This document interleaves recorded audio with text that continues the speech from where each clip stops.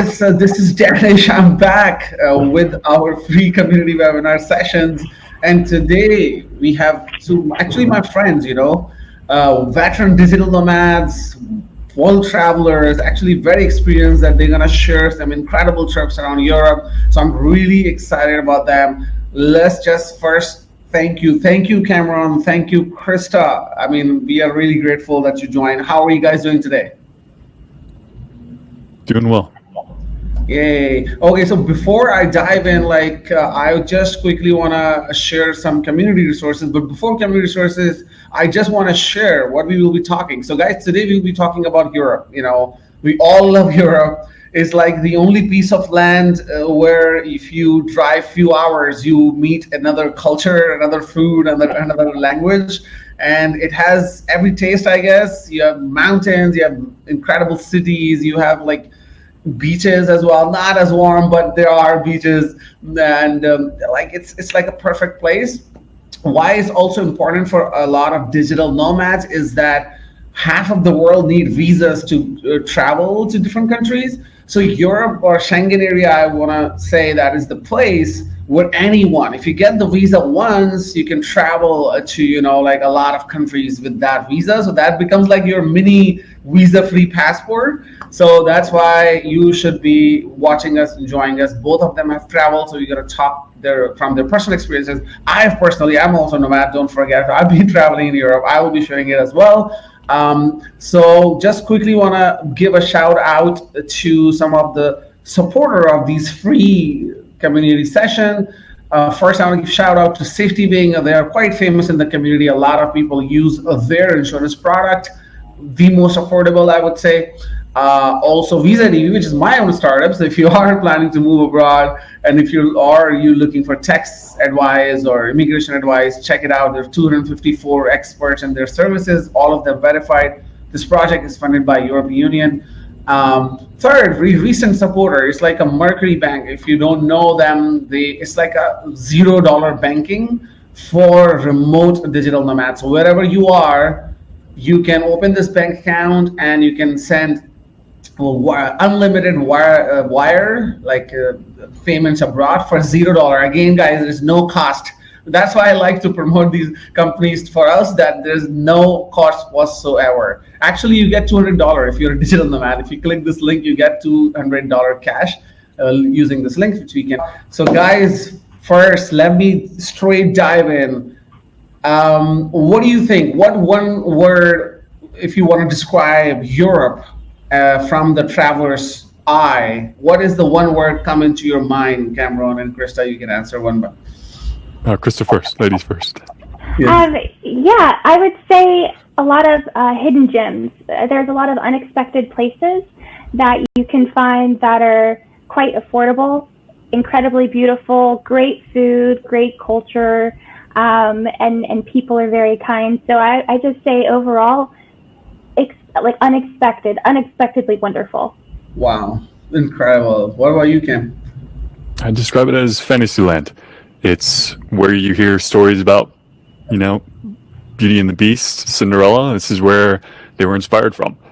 Specifically coming from the Netherlands, I can say if there's a place, Fantasyland, it's the Netherlands. Yes. After Europe, one word, we would like to hear a little bit about you guys. So Cameron, I'll start with you. Can you tell us a little about, you already mentioned, but tell us a little bit about you and how long you've been traveling and what do you do? Sure. So my full-time position is as a operations consultant. I help small businesses with customer service, logistics, and CRM development. Part-time, I like to create content for digital nomads. As for traveling, I've been doing it for about 2 years now. Of course, when COVID came around, everyone went remote. Company said, no, you have to go back. And I was like, I'm going to take care of it myself then. So here I am. What about Krista? Is actually, guys, if you don't know, Krista is actually my friend. We met in real life. We were in Mexico, you're vibing, we're having party in Sayulita. So that's why I know. Krista, please tell us. I know it, but you want to tell the people. Yeah, sure. So I've been actually working remotely from home at least for 7 years and traveling for 2.5 of those years. Started before COVID, right before COVID I started. In my professional business, I work for software companies I specialize in developing their customer support programs for business-to-business software as a service startups, typically. And I'm currently working for a really great startup. I love them to death. I'm under contract with them, but I'm hoping that I'll stay long-term with them because I really enjoy what I do. Wow, wow. One question I want to ask both of you, like, because I'm also in tech, Cameron, kinda in tech for software. You work for software company. Is the digital nomadism only for software companies of tech, or is it changing? Can I answer? I'll let you go first. Yeah, I mean, I think that software and tech in general does translate so beautifully into being a digital nomad. And so that's where you're definitely going to find the vast majority of us are. But I'm not a developer. I don't have coding experience. I didn't take computer science, in university and things like that. So I would say I'm not a tech person, although I do work for a tech company. My skills are very customer service facing and project management focused. And so while I work for tech, my skills are not necessarily based out of that. And then outside of that, with content writing and marketing, like it's a little tech, but mostly it's about cultivating these skills and applying them to business needs and making a market for it and making a business out of it. Wow, thank you. What were you, Cameron? Oh, well said, Krista. I think in the past it was very tech and programmer based, but now with the world moving to remote, it's a new world. I think everyone's going to be, the majority of digital nomads we see are going to be soft skills. So your customer service, your logistics, and entrepreneurs. So world's open. Wow, this is incredible, guys. So if I bring back our conversation to the Europe, so I know there's a lot of places we can talk about, but I wanted to divide this session into two things. Of course, winter, summer, we are chasing the sun, digital nomads, always chasing the sun. But I want to start with the other side because, of course, we're going to talk about the best places in summer. Let's talk about the best places or cities, in your opinion, in winter. Where do you would pick, Krista, you can start. What would be your favorite place in winter and why? Which city or country in Europe? Yeah, I mean, I think pretty much anywhere in southern Spain is going to be relatively mild during the winter time. I was there in Sevilla, for example, in February.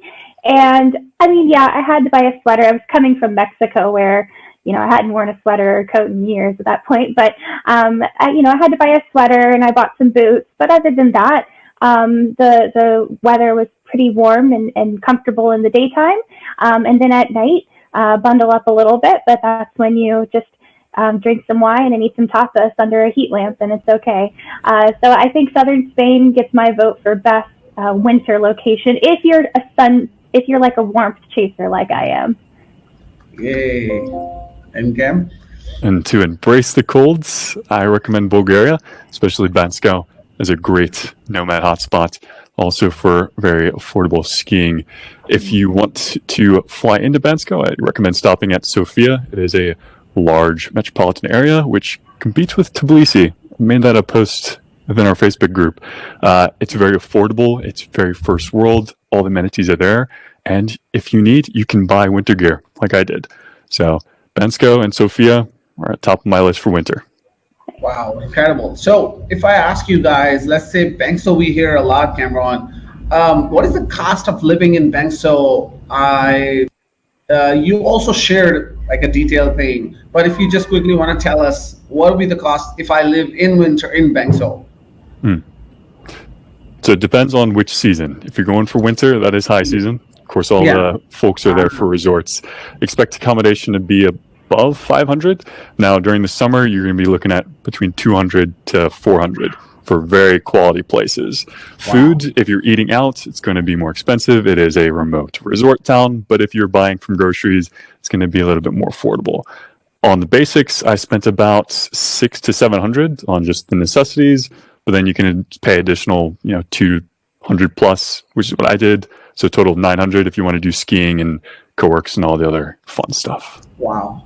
That sounds quite, to be honest, affordable and awesome. And Krista, if I ask you in southern Spain when you were living, how was your cost of living look like? Well, And I was there in what would be considered an off season, or before their peak season starts in the spring. I would say it is a little bit more. Generally, the Western Europe, it tends to run on the higher side. I was finding accommodations, private accommodations, Airbnb with a kitchen, laundry, for about €1,000 a month through Airbnb. But these were very centrally located, and so I go out my door and I'm by 5 different cafes and restaurants and whatnot, and near several different co-working spaces if I so choose, grocery markets and all that kind of stuff. The location is, you definitely pay for location, but it's, in my opinion, worth it because it gives you the ability to go out and do things and meet people and have fun while also focusing on your work when it's time to come back home. Yeah, absolutely. I think there are different cities where we budget differently. I was in Madrid as well in summer. To be honest, it was really extremely difficult to find an apartment, first of all, right? So yes, sometimes you pay more, and as you mentioned, for location, for certain accessibility, it's worth it actually, because if you are, especially in a week, if you're there for a week in summer, then it will be easier. Yeah, so that will bring me to the question, like, in summer, of course, we digital nomads are staying longer. We prefer longer because we have full-time jobs, we're working. But do you guys in Europe, because if you live 3 months in one city, I think you're gonna finish Europe maybe in 50 years. So how do you go about that in Europe? When in Europe, especially in summer, do you hop like for weekly tours, or you still go for your typical month to 3 month stay? Krista, you can start. Yeah. Yeah. So for me, I did a little bit of a mix this time. In Spain, I was going one city per week because I wanted to see more of southern Spain. So I was going a little bit faster, I guess you could say. My typical place, I'd like to usually settle down for a month, but I was going a little bit faster in southern Spain this time. And then I based myself in Athens for a month, which was a great way because that one I had a wonderful Airbnb, and then on the weekends I was able to go to different islands. And then again, so I kind of do a fast, slow pace where 1 month might be a bit faster, and then 1 month, the next month is a slow stay in one place kind of month. And then I'm here in France, and I've done sort of the fast pace again because I've never been to France, and so I wanted to go fast again. So I'm literally, I've cut it so close that tomorrow my visa is up, and that's what I'm flying back to Mexico tomorrow. This is incredible. I saw your pictures, incredible pictures, like Paris. I'm like, wow, she's having a great time. And also, it's a great strategy, as you said. It's not like a fixed, 3 months, whatever happens. No, it's like flexible, whatever works for you. So it's a great strategy. And Cam, what would you think about this? Or how do you do it actually? So I'm doing it the budget way, and right now I'm finding the hub and spoke to be probably the best, at least for the affordable section. So picking a place like in the Netherlands, you pick Delft, which is a college city. There you can find affordable accommodation. And on the weekends, you can go up to Amsterdam, Rotterdam, Den Haag. And then I'm doing that right now in Belgium as well. But I'll give a report to you guys in the Facebook group and tell you if I can keep it around that 1,500 mark. But right now, able to pull it off. Yay, that's a good strategy as well. So let's talk about the cost of in general. So what would be your 3-pick in terms of affordability, if I ask number one, and then second I will ask you, give your 3 best spots where cost is not an option. You can just give a name and then we can talk about the countries. So Cam, you can start. What would be in Europe, wherever you've been, from your personal experience, good value, but still on a budget? What would be your 3-pick cities?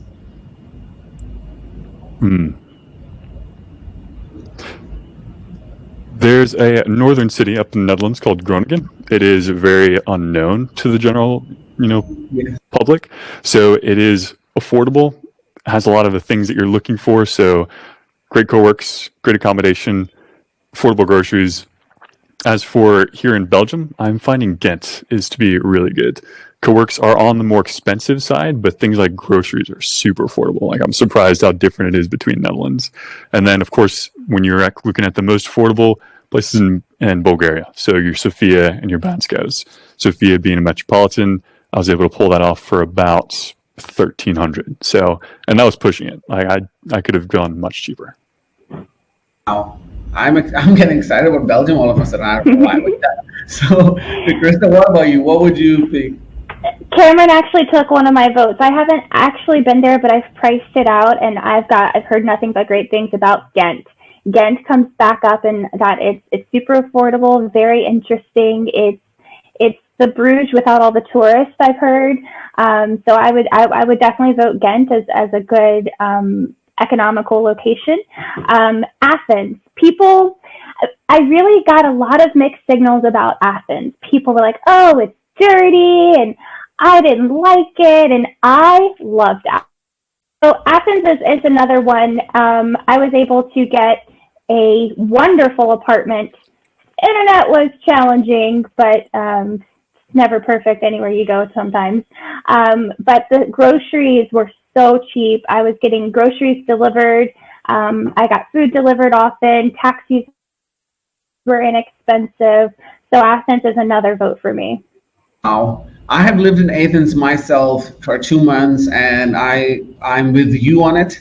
There are bazaars, there are the food, there's heroes, and I was saying gyro, but then they told me it's not that's how it's called. And so everybody should go there. Of course, when you're in Greece, you go for Santorini, but I think in Santorini you cannot live 2 months, right? It's gonna kill you. So Athens is the base. Explore the history, and so these cafes where those philosophers used to sit. I mean, yeah, it's just an incredible vibe, just like Paris. So great to pick. And Cam, you give me and other people, which they are already talking about this Ghent. I think I would look into it after our call, because I don't know any other cities. So I really appreciate it, and I think that would be in the future. What do you guys think?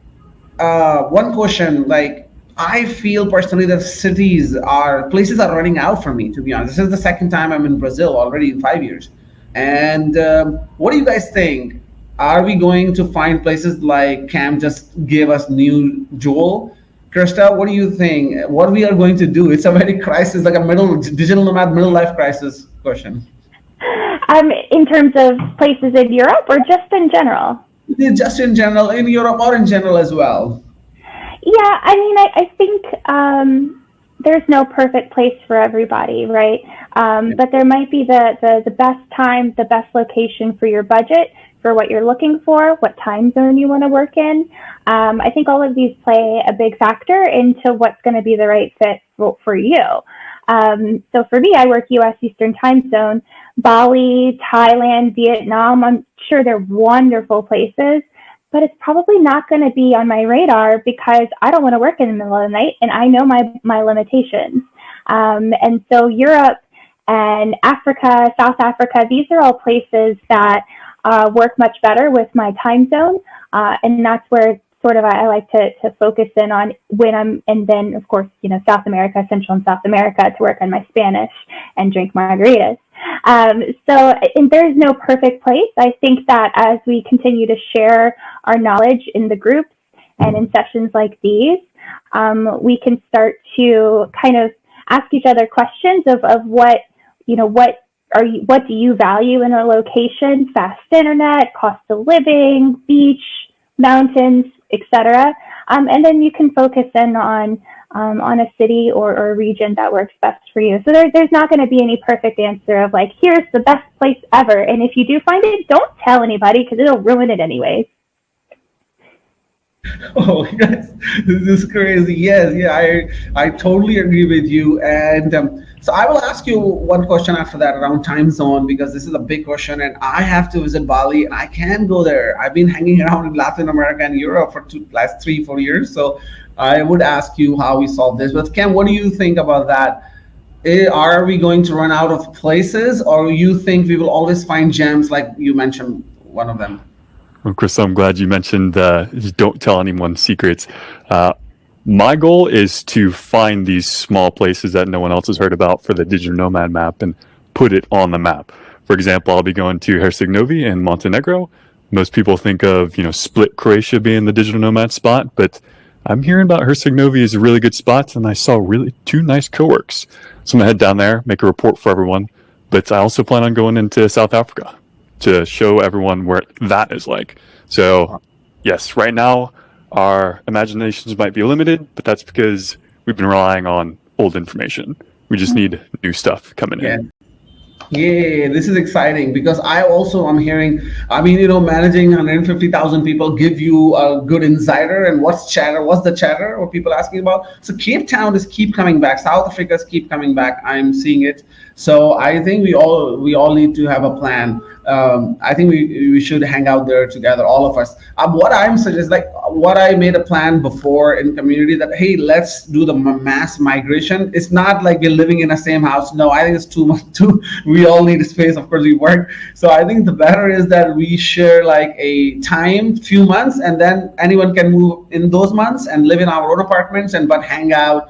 It's actually like a group of friends. So that's what I did in Brazil. I gave I scream, hey guys, let's do the mass migration. And a lot of people actually I met in Florida around that time. So that was incredible. So maybe we could do something like that. We need to plan. So Krista, I would ask you a back question. So I'm a digital nomad for 6 years, and last couple of years, I am just in Latin America or US or the Europe. How we are going to, do you think will we ever solve this? Because of course, US time zone is a problem. Don't you feel like you want to explore Asia? Asia is massive in terms of food, Bali, Thailand, Vietnam. I'm thinking for this winter, do you think you ever gonna solve this problem, or maybe you will never, and when you quit your job or something, or are you going to sacrifice to wake up in the night? Yeah, the jury's still out. For me, I'm very client facing. I take 6 hours of meetings a day almost some days. And I do have a lot of obligations to be available during U.S. Eastern business hours, 8 a.m. to 5 p.m. U.S. Eastern, for example. I could push that to Pacific time to be perhaps a little bit more friendly for, like the Bali type time zone. But I am constrained. And I'm okay with that right now because I still have so much of the world that I can still stay at and be quite comfortable with. Do I want to work at 8 p.m. until 4 or 5 a.m.? At this time, no, I really don't. Some people, it might work for them, but I feel like my first time going to Asia, I should at least have the time to enjoy it during the daytime when it's not the weekend, and do it justice. And so I think now is not the right time for me, but hopefully eventually I will. And if it's a personal choice, if you find that you can do it and you can stay effective at work and still enjoy yourself and not feel like you're missing out on a bunch of stuff, then go for it. I kind of know myself enough to say I would be feeling like I'm missing out too much and I would sleep all the time probably. So. That's amazing. Yeah, we are different people. Some people, in the night they're just light up. Yeah, that's absolutely a good advice. And I think a lot of people do that as well. They kind of sacrifice. It's for them. It's okay. I can wake up in the night. So it's good for everyone. Love first. I love your name. Your name is Love. It's like, thank you. Just go out there and tell your name. This is what we need in the world. She asked a question. She made a statement that there are 10,000 cities in the world, and how many of these do you guys think you'll be visiting in your nomad life? A very good question.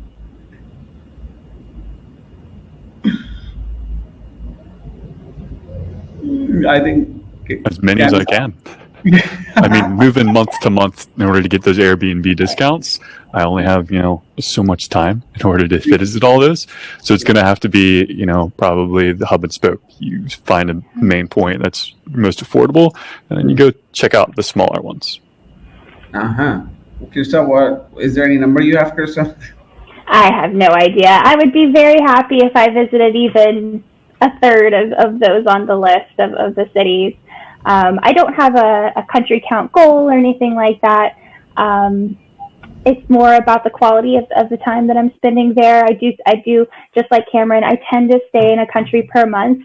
The other day, I took sort of a side trip from Switzerland, and I stayed a couple days in Switzerland, which I did do it justice, so I'm counting Switzerland. But when I was in Switzerland, I went to Austria for lunch, just for lunch, and it's like, I had this internal conundrum. Do I count Austria? Do I count this as a country that I've been to? And I say no, because I don't consider me having truly visited a country unless I've really gone to multiple cities within it. I've interacted with the people there on a deeper level, and so I'm not counting Austria just yet, just because I had Wiener Schnitzel for lunch there.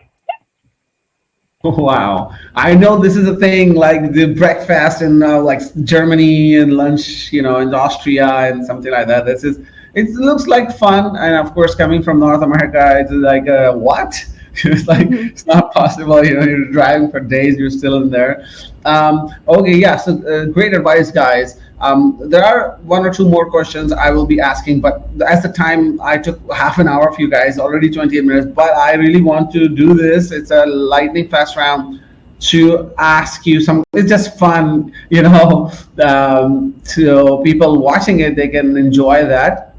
So I'll be asking you a quick question. You just can say one city around that. So one city in Europe, where would you spend your time when you get old? Where would you settle when you get old? Sevilla. Okay. I'll pick Delft, Netherlands. Okay. And one city you pick only for food, just for food? Sofia. Paris.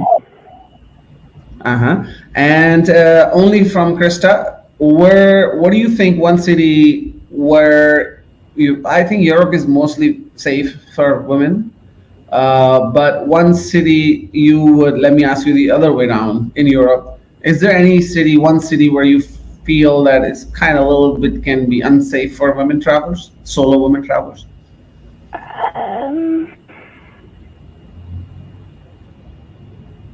Not really. I can't think of any off the top of my head, not in Europe at least. Okay. Sounds good. And which city which you went like love at first sight? You went there and you like, what I'm talking about. Like in 1 hour you were like, what? I'm in love. Which city that was? It could be Europe or anywhere.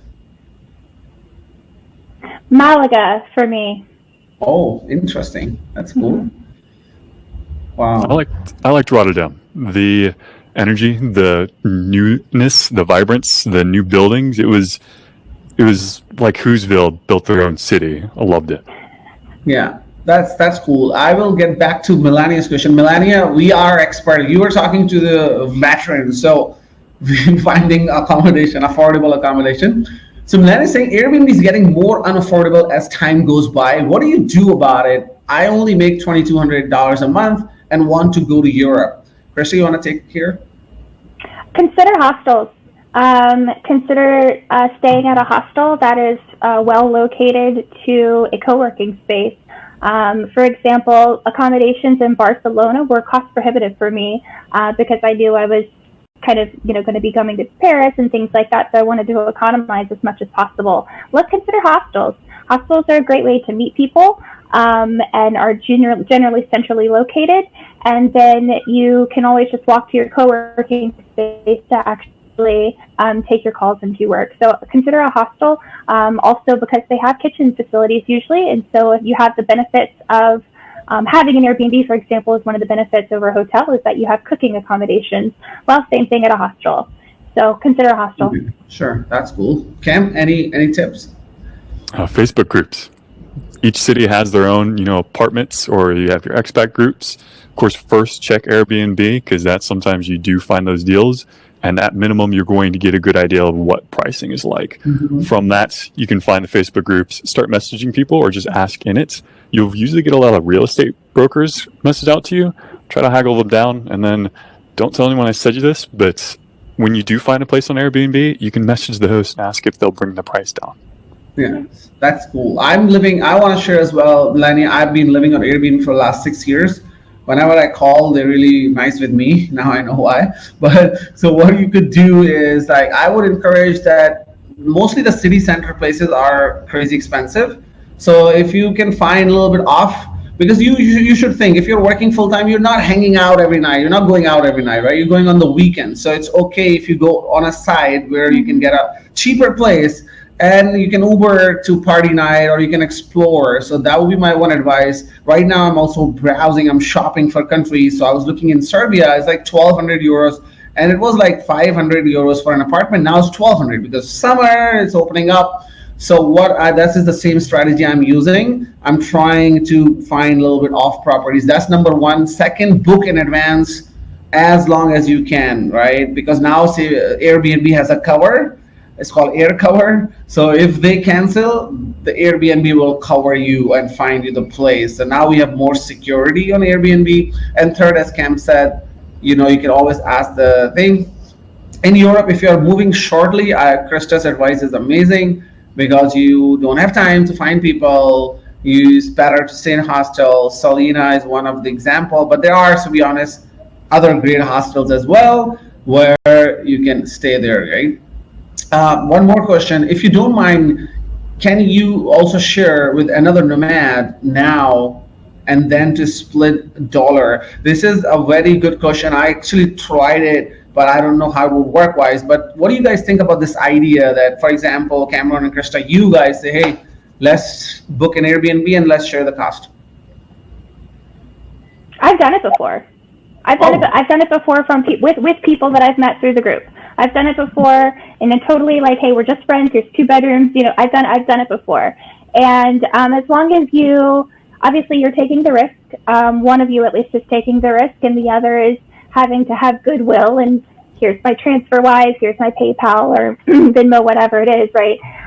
But it does work, and it's another great way of sharing costs and getting in line with and having a friend, and having a buddy that you can always tour around with. But I've done it before. Oh wow, that's good. Cam, do you have any such experience?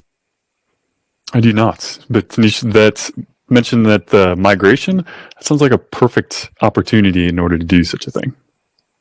I think we should do it, So, okay, yeah, I think that's a good idea, Love. And of course, if you need it, I am a classical yoga practitioner. At 4 a.m., I'm chanting. I don't think so. My roommate would be like, what the hell you're doing? So, yeah, if you are, especially woman pair works very well, and I've seen that in the group is happening as well.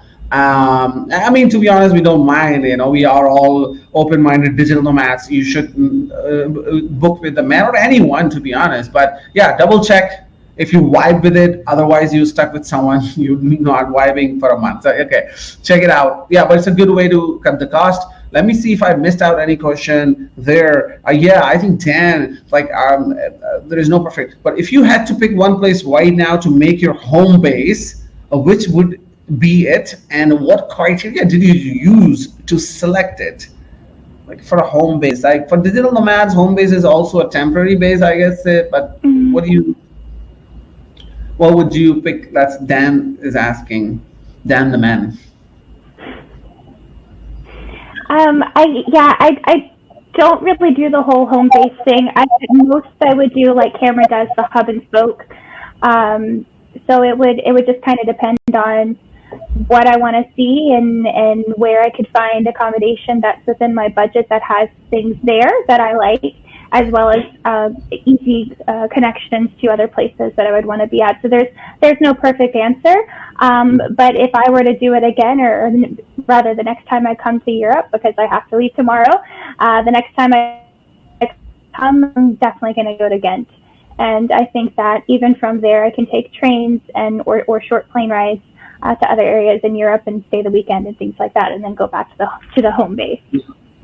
That's incredible. And Cam, what about you? I have to pick Sofia. The accommodation is there, affordable prices, along with the groceries, and you still have a ton of activities. Bansko, what I mentioned earlier, is only a 2-hour bus ride away. Bus ride is like $12 US. So the amount of activity, the quality, when I said food, I said Sofia, it's because the amount of world culinary options in Sofia is just every single place I went to, I was like, wow, this is impressive. Wow. So feel for me. Incredible. I'm excited about Sufi as well. Someone asked, do you think health and travel insurance is worth it when you're nomading? I think, yeah, let's see. Travel insurance, yes. And that can reimburse you for unexpected health issues. And I'd like to preface this with a little bit of a story. And it's a sad story, but it has an important meaning. A friend of mine, I've known him for 10, 20 years. I used to work with him. He went to Madagascar with his girlfriend, and he swam underneath their overwater bungalow with a sign that says, "Will you marry me?" And unfortunately, like it has a glass bottom of the bungalow, and so she could see the sign, and she's all excited, yes, yes, yes, I'll marry you. But unfortunately, he did not swim out from under it, and he drowned, and he died. This actually made national news, international news too. And the biggest takeaway from that is he did not have travel insurance. And so his new fiance of only a few minutes was left with having to raise thousands of dollars through GoFundMe in order to bring his body back to the United States for burial. I would never want to put that sort of pressure on my friends or family. And so traveler insurance that covers catastrophic events, health issues, unfortunate death, like whatever it is, right? Traveler insurance is absolutely critical to me, and they have a lot of low-cost options. Safety Wing, I use Safety Wing because it gives me the coverage that I need and not much more. I'm thankfully pretty healthy, and so I can generally take care of my health needs outside of the standard, health insurance package. But I am covered in case I were to, God forbid, break my leg or anything like that. I'll be covered. I'll be okay. Oh, I'm really sorry for your friend, but what a great, what a story too. I think we all can learn, and you also said that we should learn. So yeah, I always have it because I do some maths, and just it's a risk cost. And Cam, what do you think about that? As an adventure sport enthusiast, it's a necessity. Of course, I can probably pay out of pockets, especially in these very affordable places, if something were to happen, but that affects my enjoyment of the activity. I can't go up the mountain and ski, as I really want if I'm thinking, oh man, how much is it going to cost if I make that jump and I don't land it? So yes, to me, it is necessary for state of mind at minimum. That's that kind of thinking is not good while and jumping. So great point. And if you are into it, love. I mean, I don't know. I love this name. Love is asking, which sports do you practice, Cam? This is a personal question, but yeah, let's go.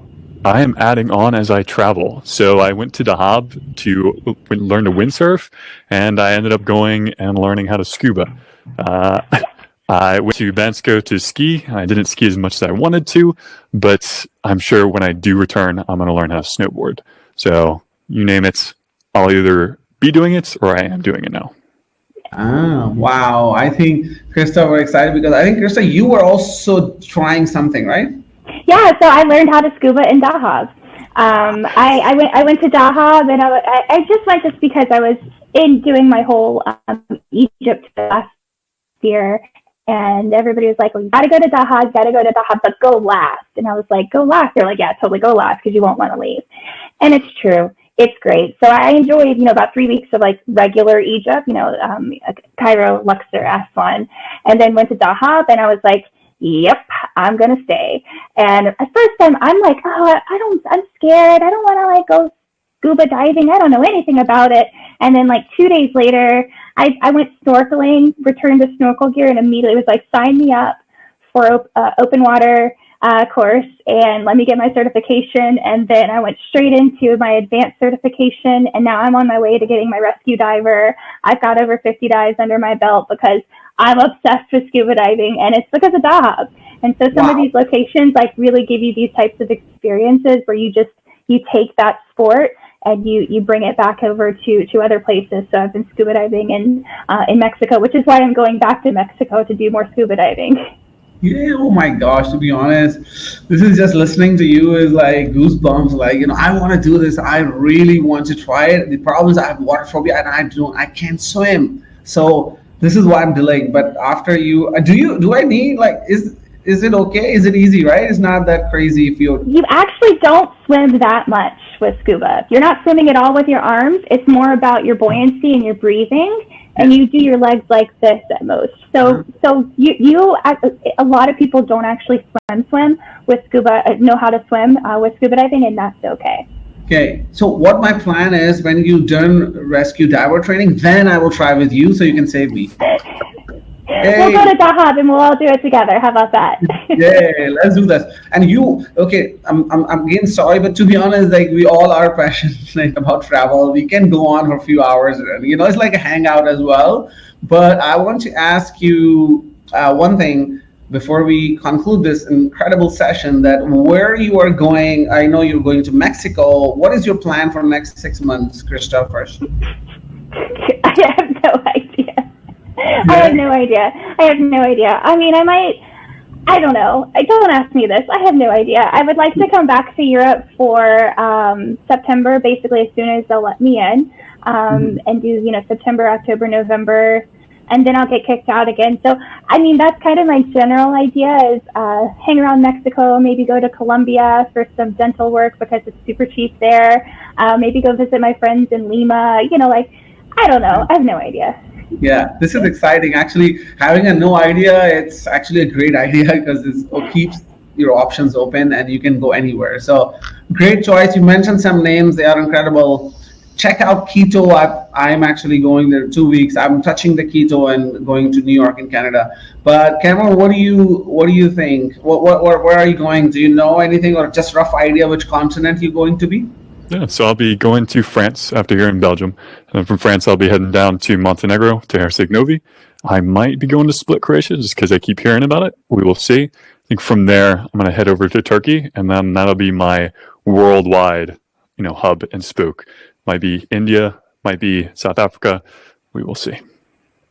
Wow, this is incredible. My plan, I was telling you that digital nomadic problem. I couldn't find my shoe size in Brazil. It's a bit longer. I can buy phones. I'm going to New York to get that, and then I'm going to Toronto to renew my passport because it's easier. Yeah, and then I'm moving to Serbia, Belgrade. I keep hearing about it, and so I will hit Belgrade and Turkey. I want to check out the hammams and this like these bathtubs. I don't know, on the mountain. I saw the picture. They are natural salts things, a phenomena. I'm calling them bathtubs, but yeah. And after that, I really don't know where. Asia, of course, we are sun chasers, so somewhere warm. But Latin America, I live, so mine would be Africa or Asia. That's my plan. So I think sooner or later, we are going to catch up somewhere, in this world. So I want to show my gratitude actually to both of you because it's a working time, especially so you cancel your meetings. So on the behalf of 150,000 people who are not there, you are one of them as well. So I'm thanking you as well. You are thanking yourself. Thank you very much for showing up and sharing this incredible insight. This is the knowledge. This is the real knowledge on the roads, which gives people who wants to be on the road a great hope, a great encouragement, and see that it's not that scary. You as a solo woman traveler traveling. So I have another session with you with some other time about the women's safety as a solo traveler. So we will be talking about that.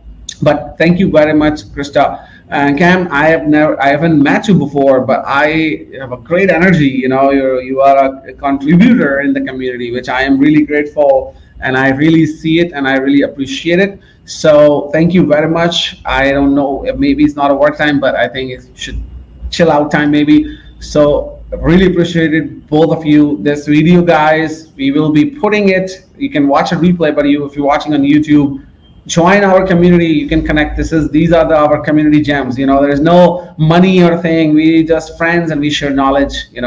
As friends. So join us next week. We are having a webinar about how to get a second passport in Caribbean. This is especially I'm focusing on for fellas who do not have nice passport and they want to travel. I want them to access to this amazing lifestyle as well. So we are organizing this, how to get a second passport in Caribbean.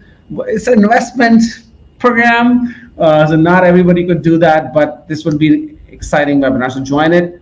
Both of you, thank you, and I love you. Take care. Woo! Bye. Bye-bye.